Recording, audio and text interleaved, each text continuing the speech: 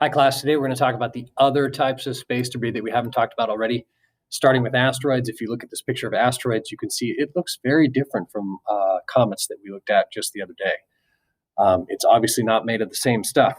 You're going to be taking notes again on the bottom part of the very last page of your solar system note sheets. So on meteors and asteroids, we'll finish that off.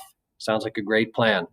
Here we go. Asteroids are leftover material from the formation of the solar system. Again, help us learn about how the solar system formed. They're made of rock and metal.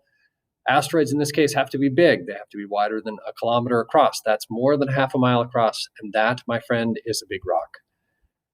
We find them all between Mars and Jupiter. Well, for the most part, all between Mars and Jupiter. There are some rogue ones and some Trojan asteroids and some other stuff, but most of them are in the asteroid belt. All asteroids, if we put them all together, would be the same size as our moon. We found over 700,000 of them, most of them found by amateur astronomers, and they find roughly 100 every year. And they do it by looking at taking images of the night sky and looking for things that move between one image and the next. The average distance between asteroids is 6 million miles. That's pretty far apart, so you're not really going to run into one. The largest one we know of is Vesta, there used to be another one, but that one has actually been declared a dwarf planet now, so no longer the largest asteroid. We've sent spacecraft to study them, 3, the Near, the Dawn, and the Rosetta. Okay, these, ladies and gentlemen, are asteroids. Let's talk about meteors. Meteors, very similar to asteroids. Major difference is the size. They're tiny, okay? They can be a few meters, which is up to like 10 feet across, and the size of a grain of sand. As a matter of fact, most of the shooting stars are a grain of sand burning in our atmosphere. Sorry if that ruins your fun. Where do we get them from? They come from 2 places.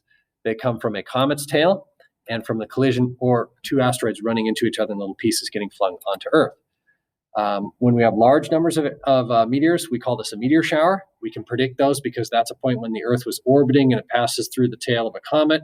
And we know every time in its orbit it's going to pass through that spot again. And so we can predict that there will be more meteors at that time. So there's one coming up. It's the Leonids. It happens in November. However, the atmosphere gets most of the meteors that try to come into our atmosphere and burns them up just by friction. They're traveling so fast, our atmosphere is thick enough, and it just torches them, and that's when you see shooting stars, etc. So they don't make it down to the Earth's surface. If they do make it down to the Earth's surface, a lot of them go in the ocean, or a lot of them end up in Antarctica, or a lot of them fall in places where there's already rocks, and you can't tell one rock from the other. So you might have stepped on a meteor, picked up a meteor, or thrown a meteor at some point in your life and not even known it. Differences, we have different names for them. A meteoroid has an extra O in it, and that tells us it's in outer space. Okay, a meteor is when it's in the atmosphere, and the last one is a meteorite. A meteorite has an extra E in it, and that means it's actually landed on the Earth, a meteorite. So we use those different names to be able to explain where that space rock currently is. All right, after this now, you are going to do this assignment on meteors. All the information to the front is on the front side.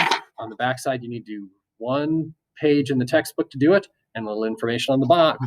Good luck.